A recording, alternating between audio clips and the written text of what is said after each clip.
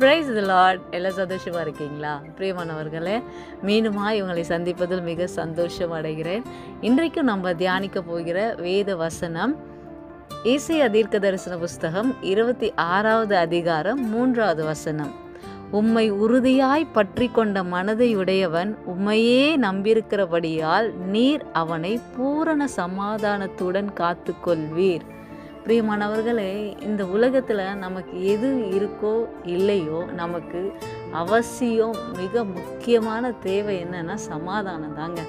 ஒரு மனுஷனுக்கு சமாதானம் இருதயத்தில் இல்லை அப்படின்னா அவனால் எந்த காரியத்தையுமே எடுத்து செய்ய முடியாது.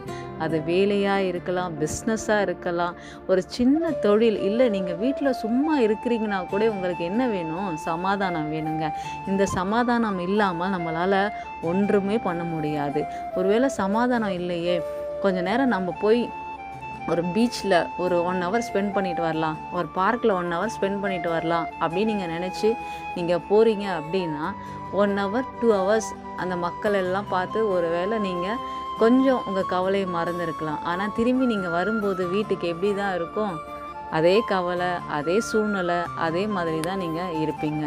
பரிபூரண சமாதானத்தை கொடுக்க ஒருவரால் முடியும் என்றால் அது ஆண்டவராக இயேசு கிறிஸ்து மாத்திரம்தாங்க. ஆம் பிரியமானவர்களே, ஆண்டவர் மாத்திரம்தான் உங்களுக்கு ஒரு பரிபூர்ண சமாதானத்தை கொடுக்க முடியும். நீங்கள் ஆண்டவரை உறுதியாய் பற்றி கொள்ளுங்க. ஆண்டவர் நிச்சயமாய் உங்களுக்கு இருக்கிற சூழ்நிலைகள் எதிராக இருந்தாலும், உங்களுக்கு எவ்வளோ காரியங்கள், எவ்வளோ கவலைகள் உங்களுக்கு இருந்தாலும் எல்லாவற்றிலும் இருந்து விடுதலையாக்கி தெய்வ சமாதானத்தை உங்களுக்கு கட்டளையிடுவார். பரிபூர்ண சமாதானத்தை உங்களுக்கு தந்தருளுவார். அதனால் ஆண்டவரை மாத்திரம் உறுதியாய் பற்றி கொள்ளுங்க. உங்களுக்கு சமாதானத்தை கொடுக்க அவரால் மாத்திரம்தாங்க முடியும்.